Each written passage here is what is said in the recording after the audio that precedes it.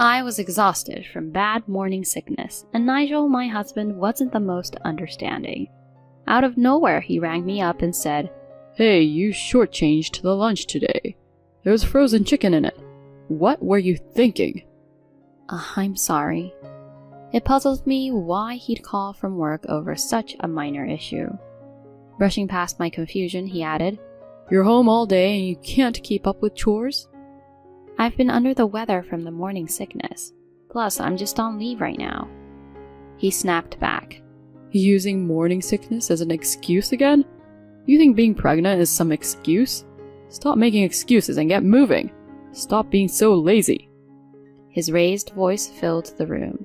I was too shocked to answer, but my mother-in-law, who had heard our exchange, intervened. Nigel, I heard that. She began delivering some home truths. Stick around to see how this emotional journey pans out. I'm Tanya, a 29-year-old working woman and a systems engineer by profession. It might raise eyebrows for some, but I've always had a knack for tech and ended up in this field. I was employed at a leading systems firm when a male colleague said, "You single right now? How about I introduce you to a friend?" Since I hadn't been in a relationship since starting my job, I jumped at the chance. The introduction was to Nigel, my future husband, and a sales rep at a big ad agency. We started dating after he asked me out, and about 18 months later, he popped the question. I was on cloud 9, staring at the ring as he said to me, "Here's to our happiness." I trusted him completely. Later on, we talked about life after tying the knot. I mentioned, I'd like to keep working post-wedding. Sounds good. I thanked him, feeling relieved, though his next comment, "It'd bug me if you just chilled at home while I worked," gave me pause. In retrospect, we should have delved deeper into that conversation, but I doubt it would have altered what was to come. We then met my folks, who lived a distance away, and they gave us their blessings. Afterward, we visited Nigel's family. His dad had passed away some time back, and they owned multiple rental places. Now it was just his mom, Susan, at the family house overseeing those rentals. I've heard about these tense relationship between daughters-in-law and mothers-in-law, so I thought, fingers crossed, she's nice. Full of hope, we headed to Nigel's family house. When we got there, he introduced me saying, "Mom, this is Tanya. We're getting married." Her reaction was heartwarming. "Oh my, you're a catch, Tanya. Good job, Nigel." I started to relax. She added, "I've always wanted a daughter, having brought up Nigel by myself. It's great to have you join us, even if it's through marriage." I thanked her, adding, "I'm excited about our future together." She reassured me, saying, "We'll find our groove. Always lean on me when you need to." That means a lot, given my family's distance. We left on a high note, and I told Nigel, "Your mom's a gem." He responded a tad hesitantly. "You think? She can be fierce, though. Even I can't face her then." Hard to believe, given how sweet she had been. Still, she'd been nothing but kind to me, and I looked forward to a good report. We tied the knot and settled in a nearby apartment owned by her. She offered us a reduced rent, but we opted for the standard rate. My dreams of a blissful start to our married life, however, hit a snag. Nigel wasn't keen on helping out at home. Although we both work and I've voiced my desire for shared responsibility, he just won't pitch in. We handle our finances equally, but he's even remarked, "After tying the knot, house chores are a wife's domain. Don't tire out your hard-working husband." I've raised the issue several times, but he never chips in with chores. At one point, I just threw in the towel, taking over all the domestic duties. Roughly a year post-wedding, I began feeling out of sorts. My stomach was constantly queasy. A doctor's appointment led to a startling revelation. "You're pregnant. About 5 weeks in." Overwhelmed yet elated, I rushed to tell Nigel. "Seriously? Awesome. I'm pumped. Wonder if we're having a boy or a girl?" I laughed, saying, "Let's not get ahead of ourselves." That evening, I felt genuinely content for the first time in ages. We soon shared our big news with our parents, including Susan, my mother-in-law. My folks were ecstatic, but Susan's joy seemed to outshine even theirs. "Oh, honey, that's fantastic.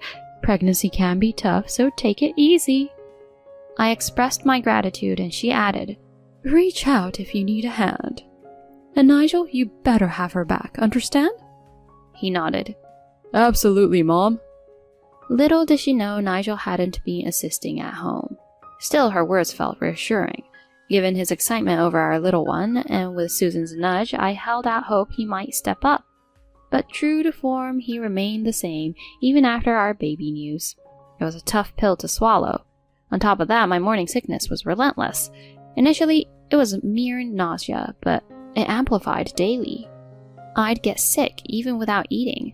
Strong odors were a trigger, and I felt perpetually lightheaded, almost like motion sickness. I'd read about spouses going the extra mile during such times, but not Nigel. I took a break from my job and trudged through chores while feeling miserable, while he chilled at home. He even hinted at intimacy as if things hadn't changed.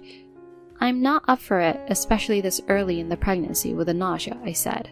He then sulked, asking, Are you using the morning sickness card? Slacking off as a wife? "How could you say that? It's your baby too, remember?" Whatever. I'm hitting the sack. He laughed, and my illness made it hard to confront him. Later on, Susan rang, saying she was close and wanted to drop by. I told her, with my morning sickness, I might not be super hospitable, but you're welcome if that's okay. She responded with surprise. "Is it that rough? I recall feeling like that. Craving any specific foods?" Her compassion nearly had me crying. When she showed up with fruits and jellies I could stomach, she remarked on my wan complexion. "You don't look too good. Are you eating okay? Sleeping?" I admitted, eating and sleeping have been rough for days. "Maybe check in with your doctor?" But my next prenatal appointment isn't for a bit. She urged, "Let's just go now." She whisked me off to the OBGYN. After I relayed my symptoms, the doctor expressed concern. You might have severe hyperemesis gravidarum. Hospitalization seems best. "What? You mean I have to stay in the hospital?" Exactly. You're dehydrated, and your blood tests aren't promising. IV treatment would be best. Susan, placing a comforting hand on my shoulder, advised, "Tanya, take the doctor's advice. Your well-being is paramount." That's the story of how I landed in the hospital for a week. Susan offered to fill Nigel in so I could finally catch a break and rest, getting my IV treatments in peace. Throughout my hospitalization, my husband was a no-show. He'd see my messages but wouldn't reply. After a 10-day stint, they released me. While I was still a bit queasy, the worst seemed to be behind me. When I got home and started tackling the pending chores, Nigel waltzed in late. "Hey, you're home late. Just so you know, I got discharged." But he brushed past me, heading for the shower. I tried striking up a conversation, but he snapped. You were hospitalized for just some morning sickness and left all this work? I can't deal with a wife who's this weak. What? Holding back my tears, I watched him leave in a huff. The following morning, I found him crashed on the couch. Still under the weather, but keen to avoid another blow-up, I forced myself to prep his lunch. The mere act of cooking made me feel sick, so I threw together something quick using frozen ingredients. I tried waking him, but he just grabbed his lunch and bolted. A little later, Susan popped by. "Rough times, huh, Tanya? I brought you some jellies. Think you can stomach them?" "I think I can manage the jellies. Thanks a ton." As I was digging in, she began. "Not sure if now's the time, but there's something you should know." What she shared next floored me. As I was reeling from her revelation, my phone buzzed. It was Nigel. I took a deep breath and picked up, putting him on speaker, only to be greeted by his shouting. "Tanya, what's with the lunch today?" "What do you mean?" "There was frozen chicken in it. What were you thinking?" "I'm sorry." Why is he making a fuss at work about this? Pushing past my disbelief, he went on. You've been home and you still can't manage chores? I've been seriously sick, Nigel. I've only taken leave from work. Using morning sickness as an excuse again? Pregnancy's not a sickness. Stop slacking off. His voice was overpowering. I was reaching my breaking point. Why is he treating me like this? Enough's enough. Just as I was about to retort, Susan jumped in. Nigel, I heard the whole thing. By the way... Mom, why are you there? Let's not worry about that for now. I happen to know that you've been sneaking around while Tanya's been hurting. Care to explain? What are you talking about? He stammered, but Susan pressed on. Just yesterday, a woman saying she's your mistress came to my place. We need to talk. Get home immediately. She ended the call before he could respond. After that, she dialed another number. About an hour later, a visibly shaken Nigel walked in. Mom, Tanya, could there be some mix-up? Susan sharply responded. Does the name Anna ring a bell? She says she found my house using your phone's address. He fumbled for a response, then shot back. Anna? No idea. Sounds like some loony lady. Right on cue, a door burst open. Who are you calling loony? Susan had previously told me that a woman claiming to be Nigel's side piece had confronted her about their secret romance.